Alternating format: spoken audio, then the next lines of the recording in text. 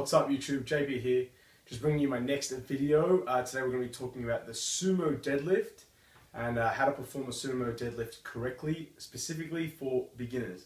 Again, like I've done in the past, I might bring out a more advanced tutorial in the future, but for now I'm going to simply speak about beginners. Now when I teach a sumo deadlift, just like with a conventional deadlift, I like to break it up into two parts, the setup and the execution. Today we're going to focus mainly on the setup and at a future time we might speak about the execution. When we talk about the setup for a sumo deadlift, this is easily the most important part of the lift. There are a couple of considerations. The first and most obvious one is your stance width. Unlike with a conventional deadlift, there's a lot more variation in stance width. You'll see some people sumo deadlift with quite a narrow stance, and you'll see some people sumo deadlift with a very wide stance. But for the most part, you'll see a fairly even mixture of the two.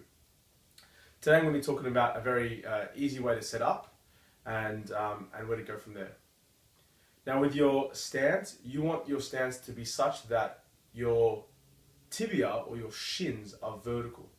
So you don't want to take a stance that's too wide where your shins end up pointing inwards, nor do you want a stance that's too narrow where your knees end up over your toes. Let's take a look at some examples in the gym and we'll go from there. So like I said, you need your shins to be vertical as you break the bar off the floor. Now what you're going to see here is my knees are a little bit over my toes, but once the bar whips a little bit, by the time the bar breaks the ground, my shins are actually going to be vertical.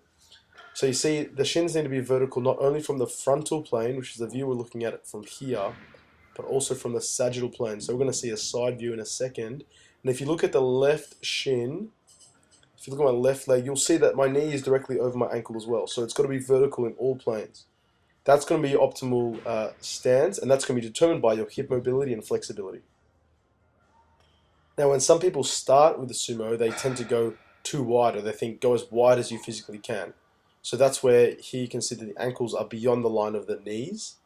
Now in order to go this wide, you're going to need a great deal of mobility that most people simply do not have, and that's very uncomfortable for me, who has quite good mobility at the hip.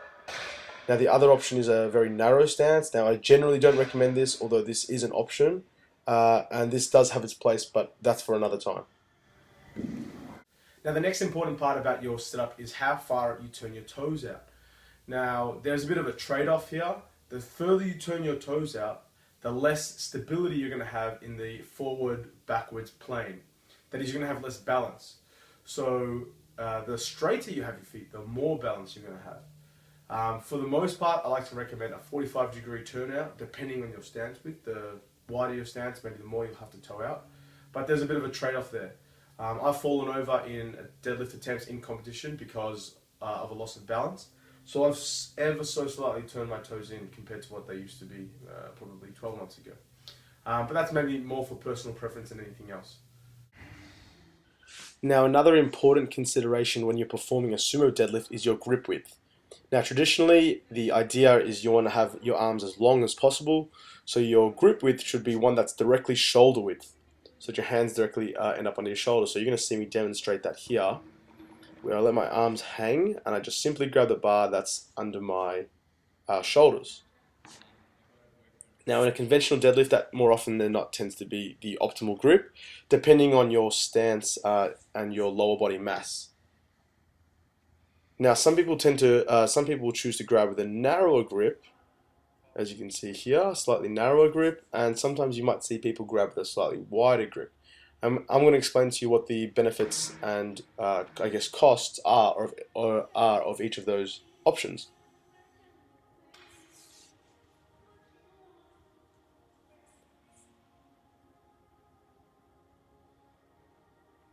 Now here you see me just grab the traditional grip, or this is my just under the shoulders grip, and this isn't an issue too much, except the bar locks out on the legs, so the hands are in the way of the legs. And I'm going to exaggerate that even more so in a second when I take a narrower grip, but here you can see that there. And a classic example is what happened to Johnny Candido at the IPF Worlds in the 83 class, where he missed his opener because he just didn't get his shoulders back properly because his grip was too narrow, and he actually widened his grip in his second and third attempt, which is what I was hoping he was going to do sitting in the crowd myself. Now personally I prefer a slightly wider grip. What this means is that when I lock out, you're going to see that here, that my hands are actually on the outside of my legs, which means that the bar is even closer to my body, and I'm going to be A, more likely to lock my shoulders out properly, and B, I'm not going to have lockout issues. So there are a couple of things to consider. Now, the other option, if you don't want to take a wider grip, is to bring your stance in slightly, because what that means is that the lockout, your legs won't be as spread apart, so you still will be able to lock out with your hands on the outside of your legs.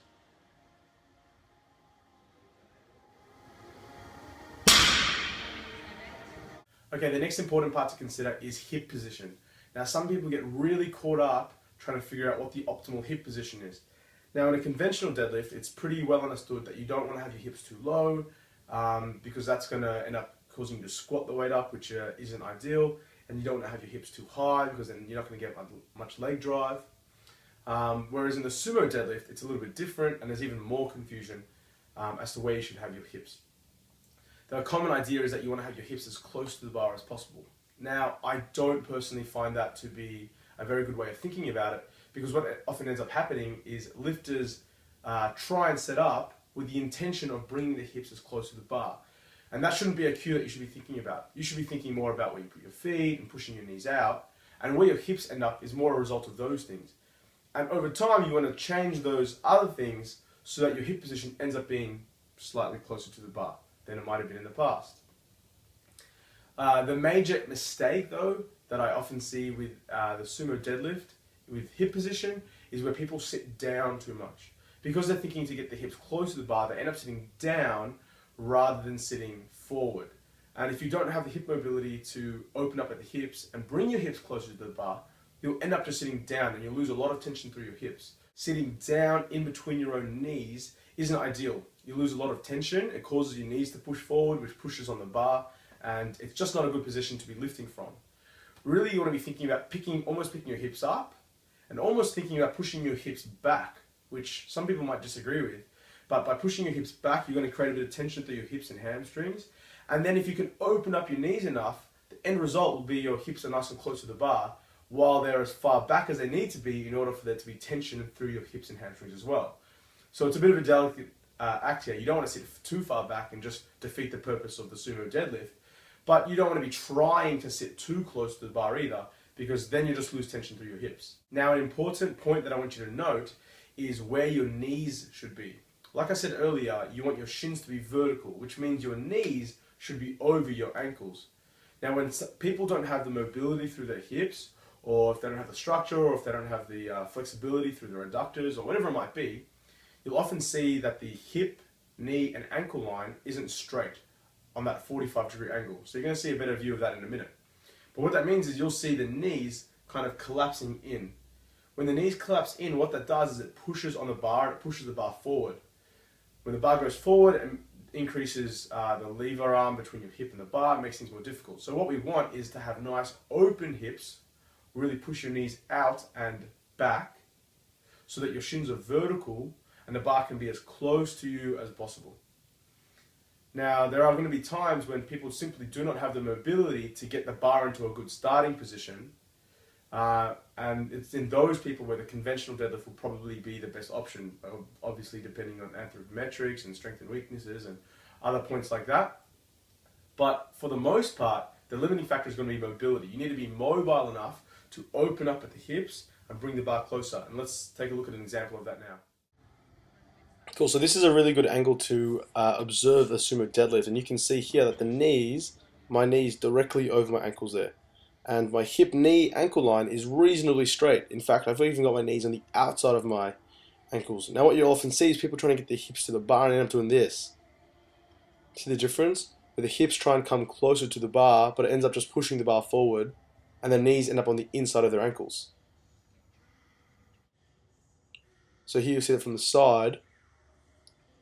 It's incorrect to think about bringing your hips closer to the bar because that just ends up putting you in a bad position. As you can see there, sitting down to in between your knees. Right, let's talk about the execution. The execution is actually quite simple. Unlike the conventional deadlift, which I really like to split into a below the knees and to above the knees part, the sumo deadlift almost kind of all happens at once. Now, some people teach this a little bit differently to the way I do, that's fine, but this is the way that I teach it, so this is what I'm presenting. Some people like to teach the knee lock, hip lock. So you might see that sometimes in lifters where they lock their knees aggressively and then pull through and then lock out the hips. That's one way to do it. The real benefit with that is you become really conscious of your leg drive off the floor. So you become really conscious of your quadriceps pushing into the ground and spreading the floor, I guess, so to speak. That's good because it means you can get a bit more speed off the floor. But the major issue is that once the knees lock, especially if the bar doesn't have enough momentum at that point where the bar crosses the knees, you'll end up getting into a position where your knees are locked and your torso is kind of hanging over your own, hanging over the bar, and you're going to find it really difficult to lock out. So I prefer to teach a more synchronized knee and hip locking technique. What this is going to mean is that you're going to want to be thinking about being as upright as possible. Now I said before that you don't want to think about bringing your hips too close, and similarly you don't want to think about being too upright in the beginning of the floor, but once the bar breaks the floor, that's when you need to be thinking upright, upright. That's when the cue of chest up is really useful. Because the worst thing that can happen is that when you get to your knees, you're in a bent over position.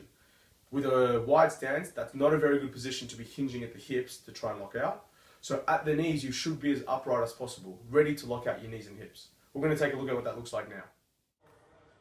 Okay, so off the floor, the most important part, like I would have said in the conventional deadlift tutorial, is that the back angle stays the same. So you see here my hips and shoulders rise together. That's fairly straightforward. You want to be extending at the knees. You want to be thinking about pushing through the quads and spreading the floor. But once the bar gets past your knees, this is the important part. Here you're going to see how upright I am. You can see how nice and upright I am. And that's different to being bent over there. It's very subtle, but you want to be as upright as you can. Being bent over in this weak position is not ideal. So you want to be thinking as upright as you can to lock out your knees and hips simultaneously.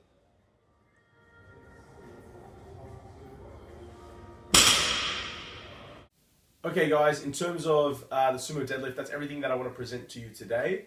Now it's obviously a lot more complicated than that, and there are a lot of things that I'd like to share with you at a future date, but for now I hope that was helpful. These are some of the things that I think about when I'm sumo deadlifting, as well as a whole myriad of other points that are important for me. If you've enjoyed this video, please share it with your friends, like the channel, hit that thumbs up button that's down here somewhere, I think, maybe here, I'm not sure. But otherwise, I'll see you next time. I'll probably be updating you with a training update very soon. I have junior nationals in 3 weeks time, 3 weeks in 1 day, and I'm yet to decide what weight class I'm going to be competing in, and I have until tomorrow at the time of this recording. So I'll update you as to what's going on there. Thanks for your time, guys, and I will speak to you next time. Joey, come back! How the fuck did you get a bicycle? Holy crap, I'm running like a bicycle person. Oh my god.